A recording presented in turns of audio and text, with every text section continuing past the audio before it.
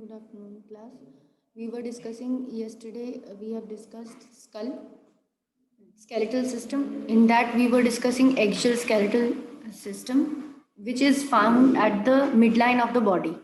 तो हमने देखा था कि एक्सियल स्केलेटन आपका सेंटर लाइन पे होता है, बॉडी के मिड में होता है. तो उसमें आपका स्कल पढ़ा था हमने. उसमें 3 और कंपोनेंट्स भी होते हैं. वर्टिब्रल कॉलम होता है स्कल के साथ. देन वर्टिब्रल कॉलम ही अटैच्ड ही होता है स्कल से.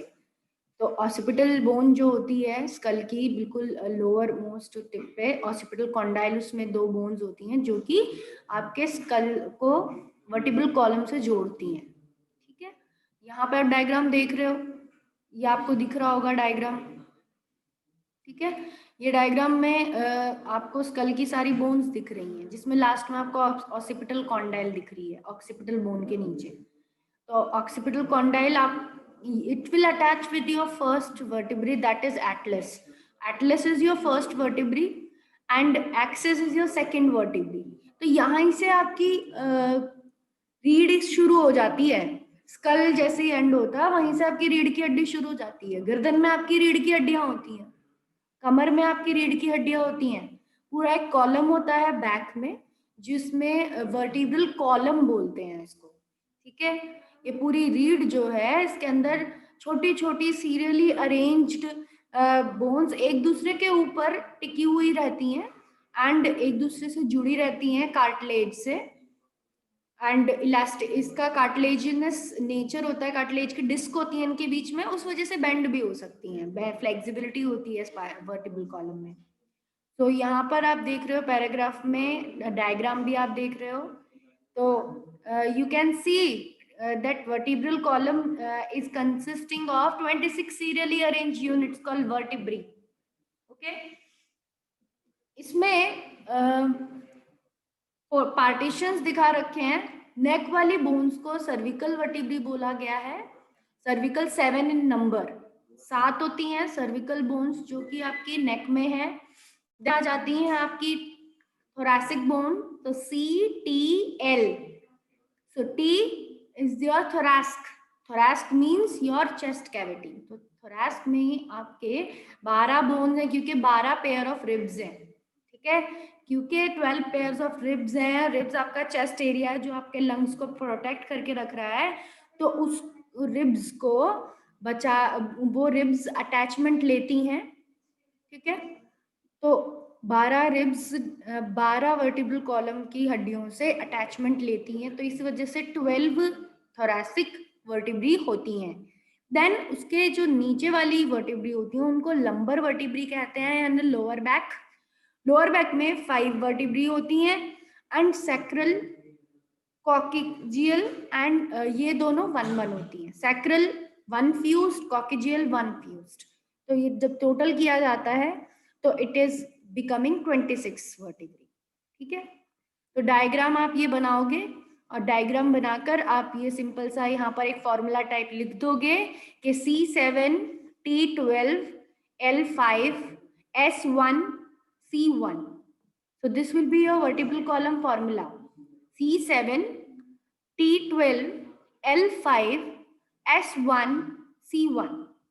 ठीक है, देन वर्टिब्रल कॉलम का क्वेश्चन आएगा तो you have to write this. And what is the importance of vertebral column? Importance क्या होता है वर्टिब्रल कॉलम का? वर्टिब्रल कॉलम का इंपॉर्टेंस क्या होता है बताओ अनुष्का, पता है आपको?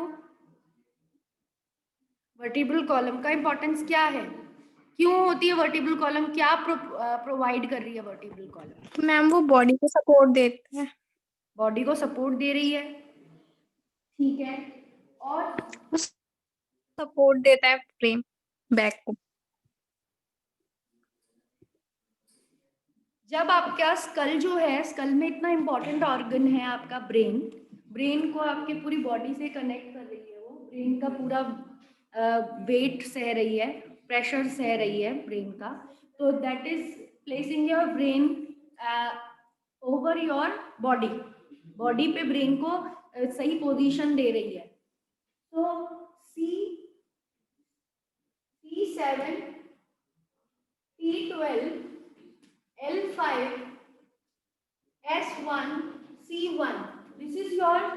वर्टिब्रल कॉलम फॉर्मूला अभी जो हमने बताया, ठीक है।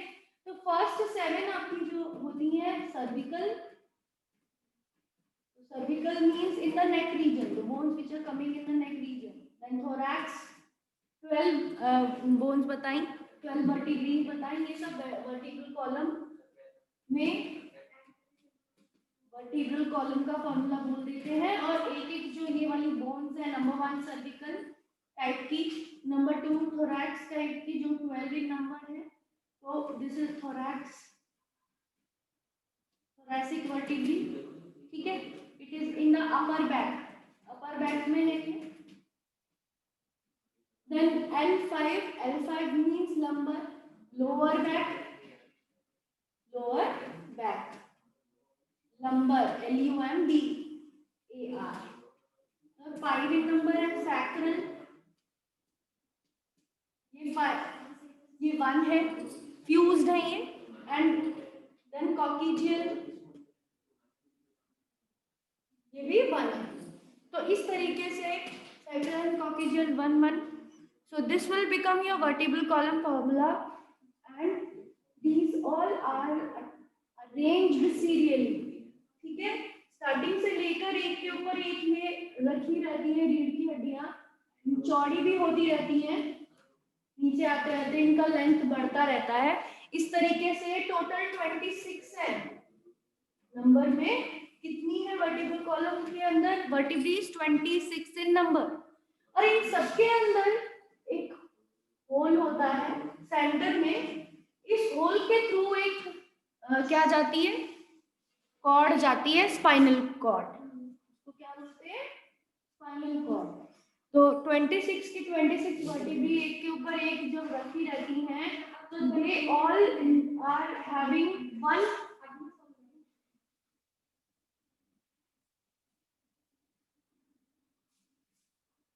इस तरह से फ्यूज्ड भी रहती हैं, टेल ऐसे करके फ्यूज रहती है, और सेंटर में सबके होल होता है। तो स्पाइनल कॉर्ड भेजना है, तो यही इसका मेन फंक्शन है कि इसके थ्रू न्यूरल कैनाल के थ्रू स्पाइनल कॉर्ड मूव करती है। इन 26 वर्टिब्रीज में स्पाइनल कॉर्ड प्रोटेक्ट करती है। It is protection for function is protection of spinal cord, protection of spinal cord, ठीक है। तो ये स्पाइनल कॉर्ड को प्रोटेक्ट करती है। स्पाइनल कॉर्ड क्या है? Nervous system, central nervous system का पार्ट है। ये हर एक यहाँ से 2 नर्व फाइबर्स पूरे कमर में और रिब्स में, सब में set of pair of spinal nerves भेजती है। स्पाइनल कॉर्ड का काम है कि ये पेयर ऑफ स्पाइनल नर्व्स को बॉडी में सेंड करे। बॉडी के जितने भी मसल्स है, मेजर मसल्स है, सब यहीं से न्यूरॉन्स का सिग्नल पाते हैं, स्पाइनल कॉर्ड के थ्रू ही उनको सिग्नल मिलता है, ठीक है। तो ये इंपॉर्टेंस है कि वर्टिब्रल कॉलम है सही सलामत, तो आपके सारे सिग्नल आपकी बॉडी में जा सकते हैं। आपके टोस तक भी जो नर्वस सिस्टम, कोई कांटा लगता है तो आपको कैसे पता चलता है?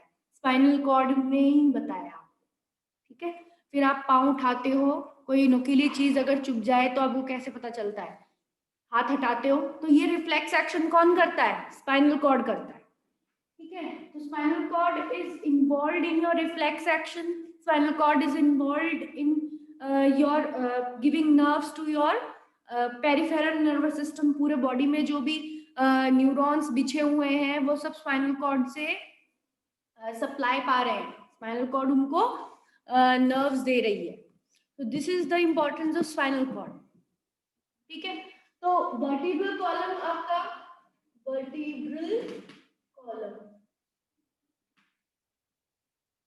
vertebral column is your the second you can say part of axial skeleton। कल हमने स्कल पढ़ा था, आज हमने वर्टिब्रल कॉलम पढ़ा है। अब हम पढ़ेंगे रिब केज। इसके बाद क्या पढ़ना है हमें? रिब केज कैसी होती है, उसमें कितनी बोन्स होती हैं, उसकी क्या क्या कैटेगरी है। तो वर्टिब्रल कॉलम में क्या है? वर्टिब्रल कॉलम में C7 यानी सर्विकल और नेक रीजन में मिलने वाली 7 बोन्स हैं। तो ये वर्टिब्रल कॉलम का फॉर्मूला है, cervical 7, thoracic 12, lumbar 5 lower back में सेक्रम 1 कॉक्सिजियल 1।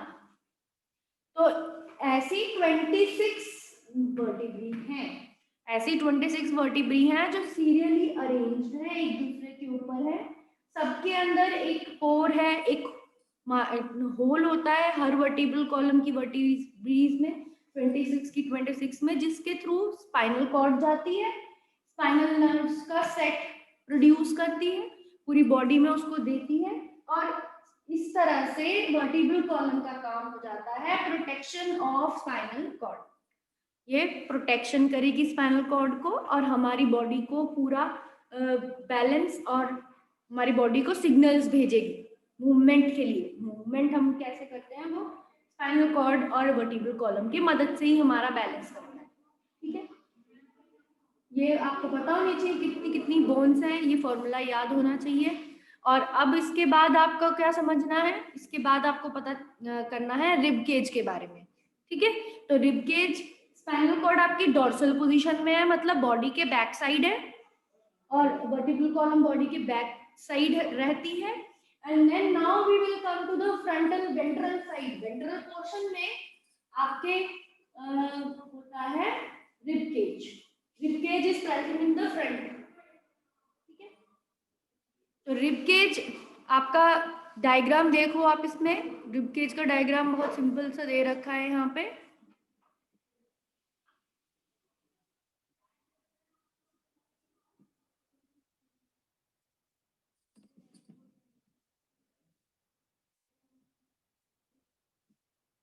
ये रिब केज का डायग्राम आप देख रहे हो किस तरीके से सर्कुलेटिंग सेंट्रल में एक डैगर शेप बोन रखी हुई है, खंजर जैसी बोन है सेंटर में इसके।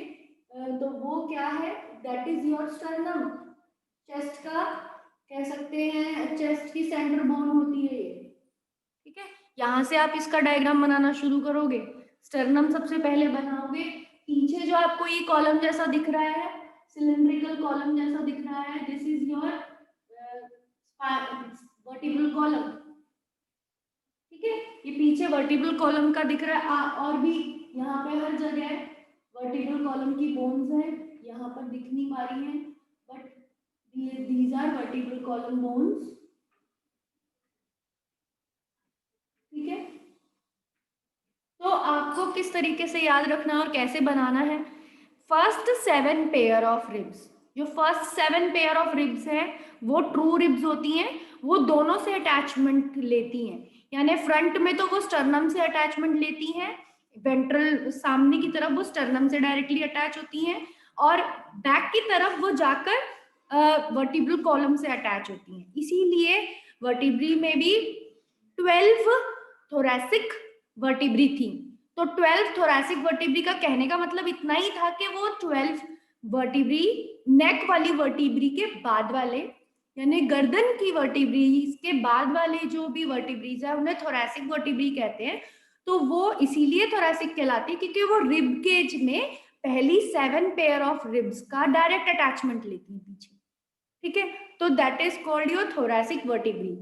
तो यहाँ पर आप डायग्राम में भी देख रहे हो, ट्रू रिब्स इन्हें बोलते हैं। ट्रू रिब्स इसलिए बोलते हैं क्योंकि दोनों तरफ से अटैच्ड है, सामने स्टर्नम से अटैच्ड है, पीछे वर्टिब्रल कॉलम से अटैच्ड है। तो आप इनको बना लोगे, सिंपल सा आप इनको राउंड करके दिखाते हुए बना दोगे, जैसे पेयर ऑफ रिब, पेयर के रूप में दोनों तरफ से एक एक पेयर आप बनाते हुए रहोगे। ठीक है, मैं तो अभी इसी तरह से डायग्राम बना रही हूँ जिससे आपको एक पता चले, एक आइडिया लगे कि किस तरह से बनता है। तो 1 2 3 ऐसे करके आप पेयर ऑफ रिब्स जैसे ही आप इधर बनाओगे उसी का ही जस्ट अपोजिट इधर बनाना है। 4 5 6 एंड 7। तो ये आपके फर्स्ट 7 पेयर्स हो जाएंगे। This will be called true ribs, इनको ट्रू बोलते हैं, ट्रू रिब्स। के बाद क्या फॉल्स रिब्स भी दिख रही हैं आपको 8 9 और 10। तो 8 9 और 10 में स्पेशल क्या है कि वो आपके थोरैक्स से तो पीछे थोरैसिक वर्टिब्री से तो कनेक्टेड है, बट आगे वो 7th रिब से ही कनेक्टेड है। In the front, they are just connected with the 7th rib. So therefore 8, 9 and 10 are called false rib. तो यहाँ पर जो 8 है वो पीछे से तो connected है, but they will in the front they will get connected with the 7. तो यहाँ से हमें आते हुए दिखेंगी ऐसे. तो 8th, 9th और 10th आपकी हो जाएंगी. फर्स्ट 7 तो आपकी क्या है, ट्रू रिब्स है. 8, 9th, 10th आपकी क्या हो जाएंगी, false. They will be called false ribs. ठीक है, ये 7th वाली से ही अटैच हो जाएंगी. और जो आएगी 11th और 12th विल बी फ्लोटिंग. ऐसे करके दिखेंगी वो हम. 11th और 12th रिब जो होंगी वो फ्लोटिंग रिब्स होंगी. वो सिर्फ पीछे से जो रहती हैं और आगे की तरफ नहीं आती. They don't come and join in the front. इस तरीके से ऐसे करके गोलाई में वो दिख रही हैं निकलती हुई, but they are not joining in the front. तो 11th and 12th, the 11th and the 12th one are the floating ribs. They will be called as floating ribs. Okay, so this is how from the NCERT you can see clearly that vertebral column और sternum से किस तरीके से attachment ले रही हैं. And इनको याद रखना है आपको. फर्स्ट 7 ट्रू रिब्स है, इनको याद करना है. That first 7 are true ribs. तो जब आपको क्वेश्चन आएगा रिब केज के बारे में लिखो, तो you will write that rib cage is made of 12 pair of ribs. ठीक है, 12 पेयर ऑफ रिब्स से बनी है रिब केज. और 1, 7 क्या है, 1 से 7 तक ट्रू रिब्स हैं उसमें. Then 8, 9, 10 are the false ribs. ये फॉल्स रिब्स है. क्यों? क्योंकि only attach with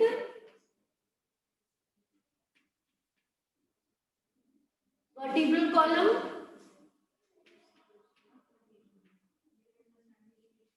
Vertebral column, and in front they attach with 7th rib, and in front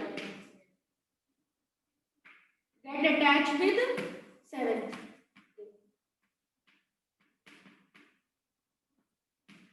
ठीक है, 7th rib से फ्रंट में अटैच होती है. तो इसीलिए 8, 9, 10th आपकी क्या हो गई, फॉल्स हो गई. और 11th और 12th, so 11th और 12th will be floating. ऐसे लिखेंगे floating rib 11th, 12th. Why? Because they are only attaching, they only get attachment of vertebral column. Get attachment from 11th and 12th thoracic vertebrae.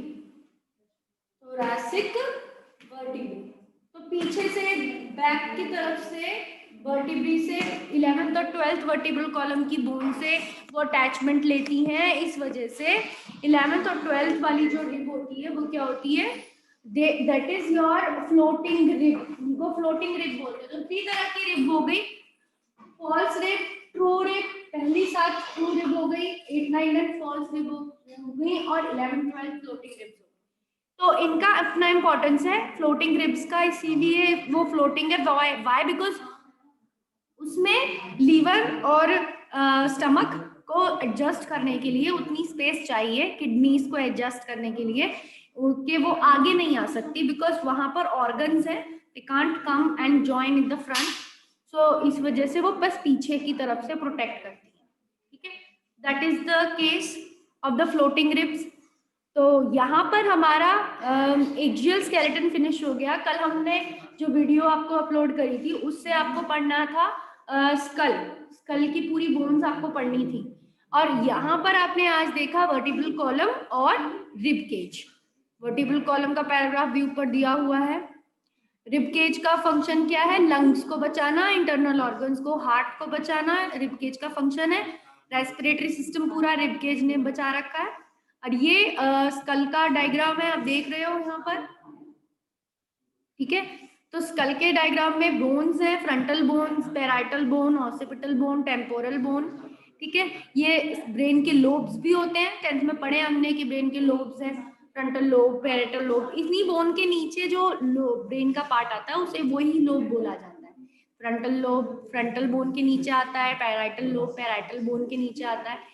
I orbits जिनमें आंखें होती हैं वो space school की आई orbit कहलाती है। उसके अंदर दो और बोन है आई ऑर्बिट के अंदर जहां पे आंसू निकलते हैं, इथमोइड और लैक्रिमल बोन। नेजल बोन दिख रही है आपको, नोज की बोन होती है वो। जाइगोमैटिक बोन होती है जो फ्यूजन दे रही है। स्फिनोइड बोन है जो कि फ्रंटल लोब और टेम्पोरल लोब के बीच में व्हाइटिश दिख रही है, वो आपकी स्फिनोइड बोन है। देन आपका मैक्सिला है, मतलब अपर जॉ है, एंड लोअर जॉ है। लोअर जॉ है दैट इज मैंडिबल। तो ये आप डायग्राम में भी देख रहे हो। और फिर आपका एक यू शेप की बोन है जो कि सबसे एंड में है, फ्लोटिंग बोन जैसी hyoid bone is also U-shaped bone, single bone present at the base of the we can say skull, that is hyoid bone, buccal cavity, and it is included in the skull. Buccal cavity जहां finish होती है वहां होती है वो bone, hyoid bone, ठीक है। Buccal cavity को प्रोटेक्ट कर देती है।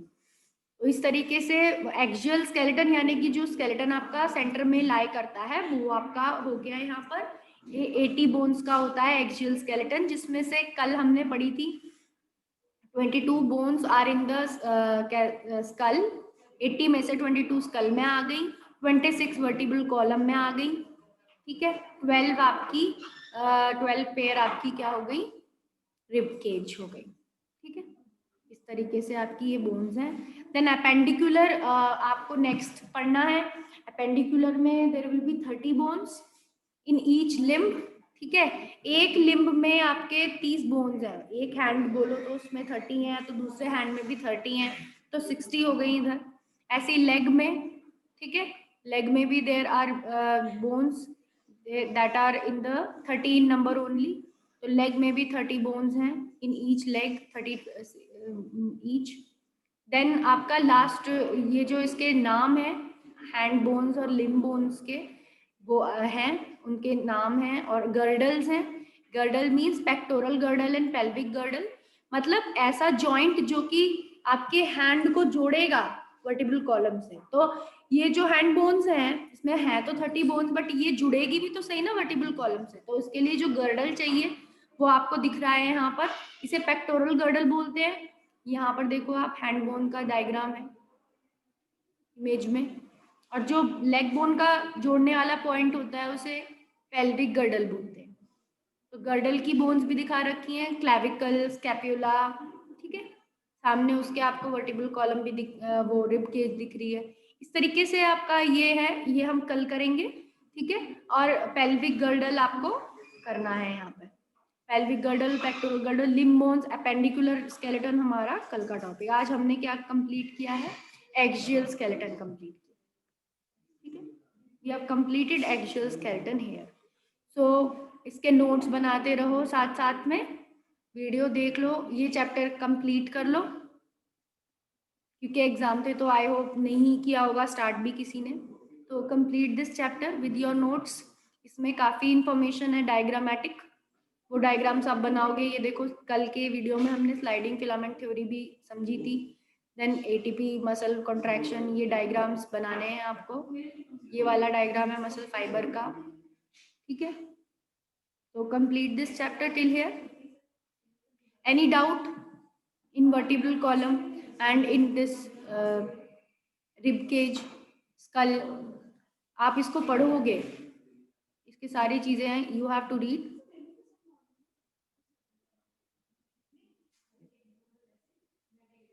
Tell me, okay.